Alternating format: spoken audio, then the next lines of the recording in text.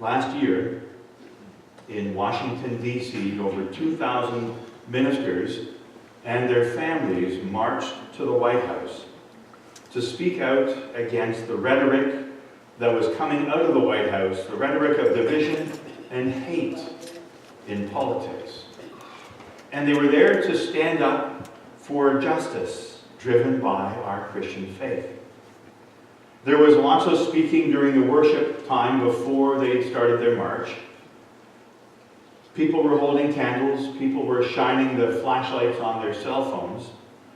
And then the march to the White House was actually silent.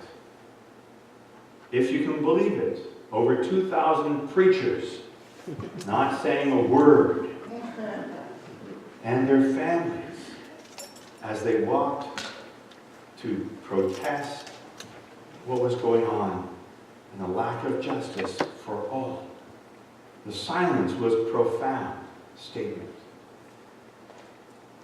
It's a reminder of the words of St. Francis of Assisi, who said, "Proclaim the good news of Jesus, and if absolutely necessary, then use words."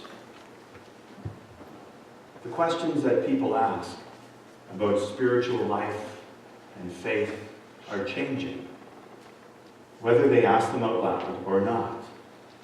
Diana Butler Bass, Christian theologian, writes in her book, Christianity After Religion, that there's a growing group of people in our communities who consider themselves spiritual beings, but not religious.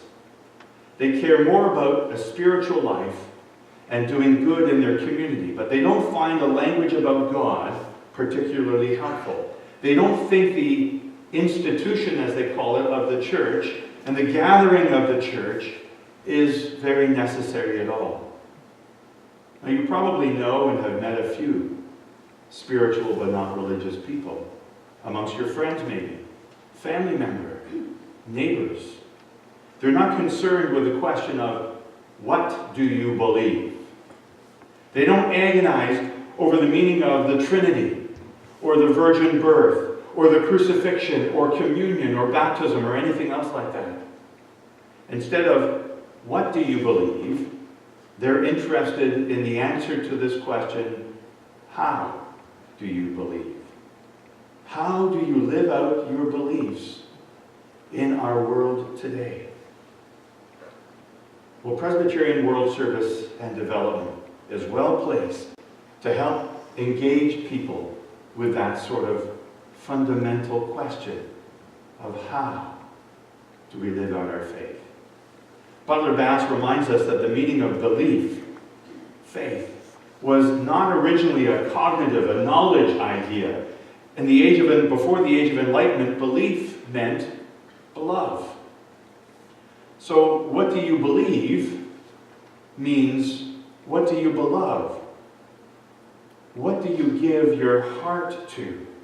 What are you passionate about? And that will clearly come out in how you live out that beloved, for whatever it is. In church, we do talk about what we believe, to be sure. But what about, do we talk about how we believe? This is the interactive part. If you don't answer, I just quit. Yes, we do. We do talk about how do we believe? How do we live out our faith in a world of huge, disparaging economic diversity, including here in Canada? How do we believe? How do we live out our faith in Jesus in a country that is debating the economics of oil pipelines at the same time as debating the policies of protecting our environment? How do we believe? How do we live out our faith in a world in which, for instance, in Guatemala, only 30% of Maya women can read or write? That's a picture there of a group that's been helped by Presbyterian World Service and Development to increase their sustainability, their small farming techniques learning how to read and write at the same time. Hebrew scholar Walter Brueggemann spoke about God being the joker in the midst of what he calls class warfare. In the struggle for justice, he says, there are often two sides. The haves and the have-nots. But then he goes on to redefine them as the powerful and the vulnerable. He said when there are these two sides, the side of the vulnerable is often not as well organized nor well voiced. They don't have as much money and certainly not power behind them. When there are these two sides, the more powerful side almost always wins. But he argues that it's possible to bring in a third side. Quote, "The third side in the struggle for justice speaks as a community of faith, driven by God, known to us in Jesus Christ, a God who has never been indifferent, a God who has always taken sides for the most vulnerable, God who is not co-opted by power or privilege or technology." End quote. As people of faith, we are called to give voice, to give hands to this third side. Not by trumpeting God as a way of making us feel better and more important than other people, but instead, driven by our faith, we seek to speak and to support vulnerable people in our community, in our country, in our world. In the parable of the widow and the unjust judge, there appears to be those typical two sides. The widow doesn't seem to have much of a chance against a judge in her male-dominated society. Found only in Luke's Gospel, this story of the pesky and yet persistent widow seeking justice is introduced by Luke as a parable about their need there, the disciples' need to pray always and not to lose heart in the midst of whatever circumstances they may be facing. And it concludes with an open-ended question posed in verse 8, will Jesus find such persistent faith when he returns? That's a significant question, isn't it? This parable is actually not about issues of justice at all. It is instead part of Luke's continuing section on the need for his followers to exhibit steadfast, persistent faithfulness to God and in his divine promises, even as they suffer for their faith, even as they suffer in the midst of circumstances in this life, while awaiting the coming of God's kingdom. So, on the first surface level reading of this parable, it's easily understood that it's about persistence in prayer, right? It is not the message of the parable here. It is not about persistence in prayer. It is about trust. Active, vibrant trust in God, who is alone merciful and just. It is about trust in God and not reliance upon the whims and wisps of human justice. That's the focus of this parable. It's not about persistent prayer eventually bringing about our sense of justice. It's not about a justification by works through, even if those works are through prayer and actions for justice. It's instead about a call for unflagging faith, a faith that never gives up, and unceasing prayer revealing that sort of persistent faith in a world that often does not and will not respond to such actions of faith. A just God whose justice is cloaked in mercy and love. A merciful God who grants mercy upon all who call upon him in a spirit of trust and of truth. This judge, God, is contrasted with this earthly judge whose injustice or whose justice is always arbitrary. Much like, as God's people were well aware of it 2,000 years ago, living in a Greco-Roman world, much like the ancient Greek and Roman gods, whose decisions and whose actions were based on whims and feelings of the day. The unjust judge's rulings are not out of respect for God or for the law, but his ruling is rather a reflex of his temperamental temper, the serving of his self-interests. We live in a world that preys upon the weak, that jury-rigs justice. And the persistence of this wronged widow in this parable is exceptional. But it was not her attitude, it was not her persistence in God, per se, that brought about justice in her favor. Instead, it was the unjust judge's own concern for his reputation and not wanting to get a public black eye, as he expressed it literally in Greek, by her badgering him day in and day out. The unjust judge's justice is based on him trying to save his own skin. God's mercy, God's justice, is based upon saving a world, his world, to the point of putting skin on in Jesus. It's this widow's faithfulness to God, despite being continuously rejected and always powerless and always so vulnerable, that makes this an incredible story that Jesus told. She's a living demonstration of faithfulness in the face of a faithless judge and a faithless world. This widow is not some sort of judicial pain in the neck. She's a person of immense faith. She believes, always, continually, despite all odds. She believes, despite all indifferences and capriciousness of the local judge. She believes that her faith itself is the way for her to be brought into a stronger and closer relationship with God. This passage is not telling us that if we pray persistently enough, that if we badger God, he's going to eventually bend and give us what we want. It's not saying that. God doesn't work that way.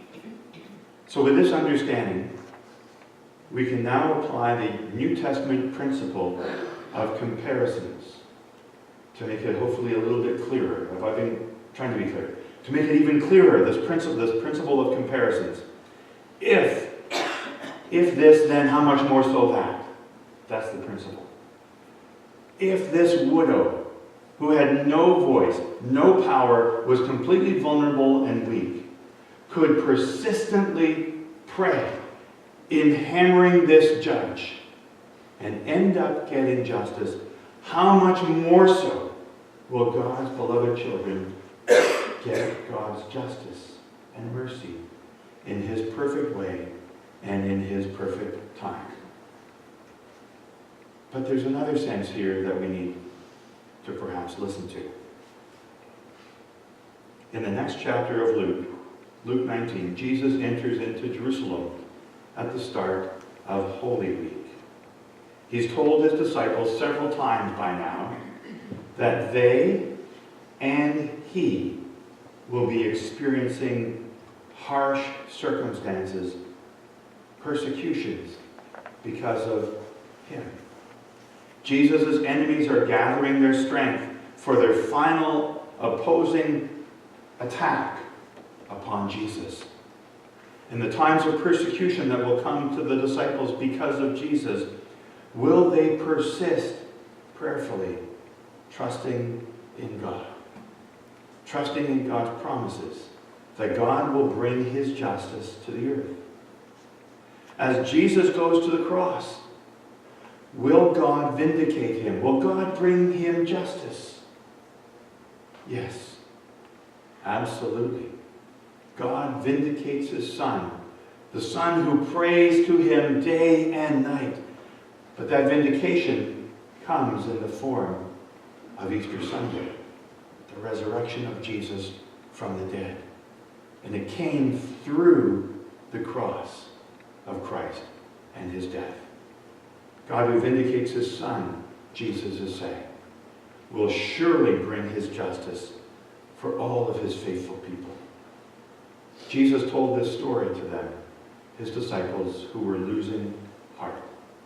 The parable reminds us that if this poor widow with no standing can ultimately wrangle justice from an unjust judge, who held no honor, who cared nothing about what people thought of him, and cared nothing about what God thought, how much more so then will you and I, God's beloved children, how much more will we find in God that he is true to his word, that he hears our prayers, and that he answers our prayers in his perfect and just way. I wonder where this widow learned to be so persistent in her faith and faithfulness to God. Did she learn it in the community, the neighborhood that she grew up? Did she learn it in her family? Did she learn it in the local synagogue or community of faith? How do we do as a congregation? Do we teach and help people to be empowered to persevere in our faith and in our faithfulness, our trust in God and his working in our lives, no matter what our circumstances might be? God's justice, his purposes, will always prevail. So therefore, don't lose heart, Jesus is saying. There will always be questions for which we don't have answers. There will always be too many issues for us to address in one meeting, in one gathering together. There will always be people whom we don't understand. And yet we are called by God, in trusting him, to tackle the human problems one by one, especially to be with and give a voice with and a hand with the most vulnerable in our world, and to celebrate the joys that's part of being human, to seek to be faithful to God in all that we do. And it's easy. I did it 40 years ago with a piano. It's easy to throw up our hands and say it's too hard. It's too much work. I don't like it.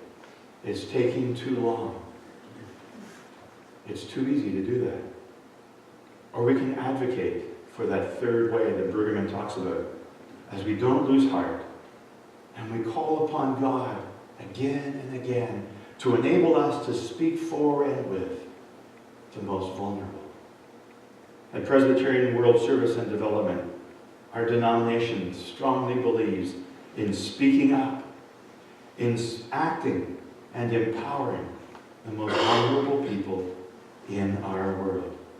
And when churches partner with PWS&D, and when PWS&D partners with other organizations, we act out, we live out our beliefs in our world, which is the number one question for that category of people in the census: spiritual, but not religious. That's the number one question. How do we live out our faith in our world? Spiritual people who wonder about the church are far more interested in this than they are interested in what we believe. They care about what our belief moves us to do to make life better in the community of our world. How do we act on what we are giving our heart to? And we give our heart to God. How does God, known to us in his Son Jesus Christ, move us to speak and to act on behalf of those who feel they can't? When we see everyone as children of God, when we persevere, the world does look different to us. Survivors of natural disasters receive food and water and emergency shelter kits. Rohingya refugees displaced in a camp in Bangladesh are provided with healthy food for their families while they wait and hope that one day they'll be able to return home. Mothers and babies survive and start thriving in Malawi, in Afghanistan, and other countries around our world through persistent, ongoing health support offered through PWS&D. Refugee claimants and asylum seekers are welcomed here in Canada and in other countries around the world. How do we help them around our world? In the doing and in the helping and in the speaking out, we as God's children are called to build relationships with people of all colors and any color, from any and all walks of life. We are called to speak out for the vulnerable, because we are all children of God. And when we persevere in faith and trust in the risen Lord Jesus, speaking and acting together as Christ, then in small ways, slowly, with God's help, God's vision of his creation takes shape. A world where justice rolls like water and righteousness like an ever-flowing stream. All by the gracious word of God, promised to us in our lives, to all of his creation. Thanks be to God.